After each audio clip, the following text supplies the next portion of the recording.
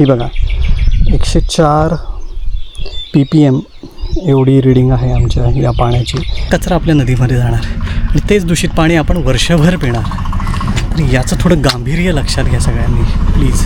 ही चिकूची बी आहे. ह्याच्यात आम्ही शेणखत आणि माती पाण्याने भिजवून मिक्स केले.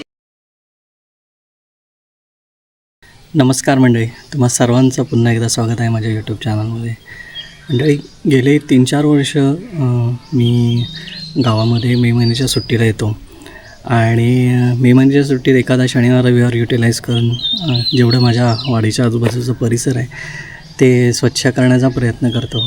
तर आज तसंच मी ठरवलं आहे. म्हणजे हे ब्लॉगिंग करण्याच्या आधीसुद्धा मी ह्या गोष्टी करत होतो. कसं आहे, कोकणात आता प्लास्टिकचं साम्राज्य वाढत चाललं आहे आणि जिकडे तिकडे नजर जाईल तिकडे तिकडे प्लास्टिक आपल्याला दिसतं आहे. तर एक छोटीशी सुरुवात मी 2-3 वर्षापासूनच केलेली आहे आणि आज आमचा एक व्हॉट्सअप ग्रुप आहे तिथेसुद्धा मी टाकलं आहे. तर बघूया किती आज स्वयंसेवक येत आहेत. तर दत्त मंदिरात आम्ही जमलो आहे सकाळी 8 वाजता आणि आता बघूया कोण आलं तर, नाही तर आपली आपणच सुरुवात करायची आहे दत्तगुरूंच्या कृपेने. तर चांगल्या कामाची सुरुवात करतो आहे पावसाळ्यात, कारण की हाच सगळा कचरा पावसाळ्यात जाऊन आपल्या नदी जो पाण्याचा स्रोत आहे तिथे जाऊन साचणार आणि परत आरोग्यविषयीच्या समस्या निर्माण होणार. तर एक छोटासा प्रयत्न, बघूया किती सक्सेस होत आहे. आता जे हे फुटेज बघताय हे माझ्या मागील 3 वर्षाच्या कामाचे फुटेजेस आहेत. सातत्याने मी हे करत आलो आहे. ही चिकूची बी आहे. ह्याच्यात आम्ही शेणखत आणि माती पाण्याने भिजवून मिक्स केले. आता ह्याच्यात होल पाडून मी चिकूची बी टाकून असे त्याला हे करणार, गोल करणार. ही बोराची बी आहे. या मातीत मी होल करून या बोराच्या बिला टाकणार, त्याच्यावरती माती घेऊन ह्याला कव्हर करणार. ही जांभळाची बी आहे. ही अशी मी होल टाकणार, ह्याच्यात जांभळाची बी घेणार आणि अशी गोळ बनवणार. हे पावसाळा सुरू झाला की आम्ही हे जंगलात टाकणार. मे महिन्यात असे गावाला या आणि माती सीड बॉल बनवून मातीचा आनंद खेळाचा आनंद पण घ्या. मातीसोबत झाडे लावा, झाडे जगवा. आता हा जो कचरा बघताय हा आमच्या बसस्टॉप येथील कचरा आहे. आजूबाजूला पूर्णपणे प्लास्टिकच्या बॉटल्स पडलेल्या आहेत आणि आता हा आम्ही जमा करणार आहोत. 1 तास झाला.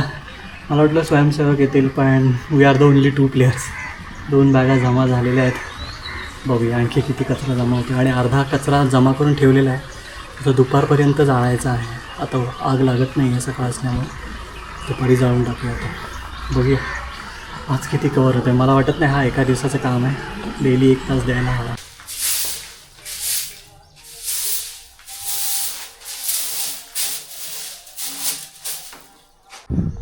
छानपैकी कचरा काढून झालेला आहे आणि आता हा स्वच्छ झालेला आमचा बसस्टॉप.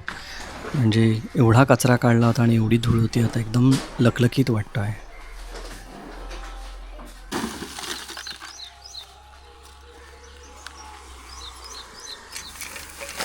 आता हा जमा केलेला कचरा जाळण्याशिवाय आमच्याकडे दुसरा कोणता पर्यायच नाही. तर आता एकत्रित जमा करून हा प्लास्टिक आहे तो आता जाळून देणार आहोत आम्ही.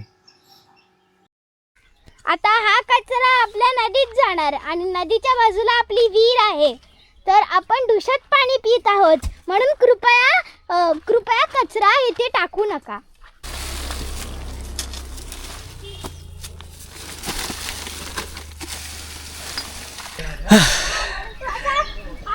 साधारणतः 90च्या दशकात 90 ते 2000च्या दशकापर्यंत आम्ही ह्याच ओढ्यांमध्ये खेळलो आहे. पण तेव्हा ही परिस्थिती नव्हती जी आता ही प्लास्टिकनी परिस्थिती केलेली आहे.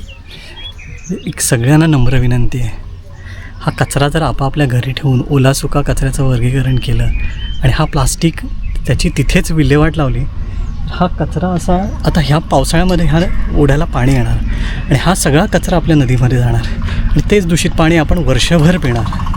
आणि याचं थोडं गांभीर्य लक्षात घ्या सगळ्यांनी प्लीज. हे हार्पिक आपण टॉयलेट धुवायला घेतो आणि हेच हार्पिक पाण्याच्या पहिल्या पावसात वाहून आपल्या नदीत जाणार आहे आणि हे पाणी आपलं दूषित करणार आहे. कोकणची ही दुसरी बाजू. आतापर्यंत आपण सुंदर आणि निसर्गाने समृद्ध असं कोकण बघितलं, पण कचरा व्यवस्थापन अजून कोकणात नाही आहे.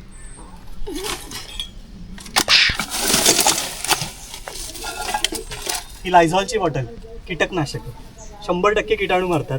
आपल्या पोटातले पण हा 100% किटाणू मारणार आहे.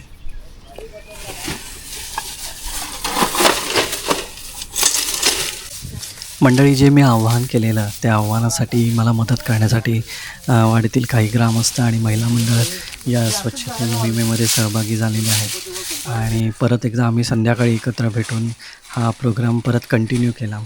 आणि आता तुम्ही बघताय जो कचरा आहे तो आम्ही एकत्रित जमा करून तो जाळून टाकत आहोत, कारण की त्याच्याशिवाय आमच्याकडे कोणता दुसरा पर्याय उरलेला नाही आहे.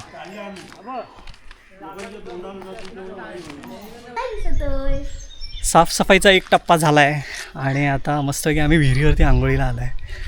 आणि हे पाठी बघताय, पाणी अजून आहे वरती. आमच्याकडे धरण झाल्यामुळे मे महिन्यात आम्ही सुखी आहोत. तर चला थंड पाण्याने आंघोळ करायची. मुंबईतून मी TDS मीटर आणला आहे. यावेळेस मी थोडीशी रिसर्च करत होतो, तर हा विहिरीतून काढलेला पाणी आहे. तर ह्या पाण्याची TDS बघूया आपण किती आहे. मी काढण्यातलं पाणी घेतो आहे, जे आपण किती शुद्ध पाणी पितो आहे ते जरा बघूया. TDS आहे 104. म्हणजे WHO जी आपली ऑर्गनायझेशन आहे, हेल्थ ऑर्गनायझेशन, त्यांच्यामध्ये 50 ते 500 TDS पर्यंत पाणी पिणं हे आरोग्यासाठी चांगलं आहे. तर आता आमच्या गावच्या पाण्याचा TDS आहे 104. मला दाखवतो मी रेडी होल्ड केली. ही बघा 104 ppm एवढी रीडिंग आहे आमच्या या पाण्याची. आणि आता मी ह्या नदीच्या पाण्याची चेक करतो TDS लेवल कितीचे आहे. नदीतलं पाणी घेतलं आहे मी. लेट्स सी याचं TDS किती आहे. ऑफ केलं आहे, पुन्हा ऑन केलं आहे, 0वरती सेट झालं आहे.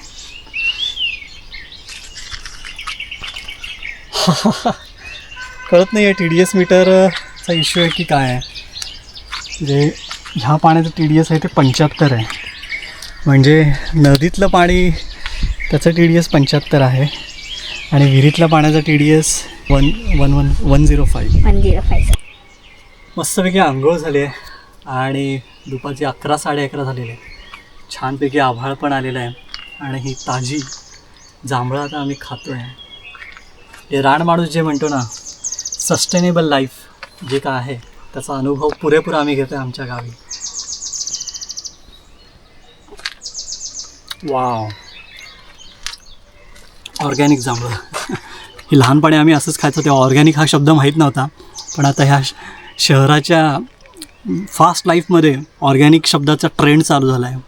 पण हे आम्ही अगदी आमच्या पूर्वजांनी दिलेला ठेवा आम्ही आत्तापर्यंत अनुभवलेला आहे. त्यामुळे चिअर्स.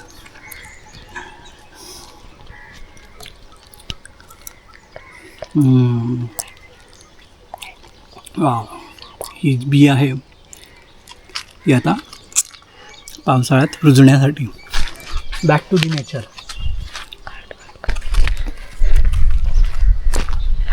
छानपैकी आंघोळ झाली आहे. चला आता मस्तपैकी घरी जाऊन जेवण करायचं.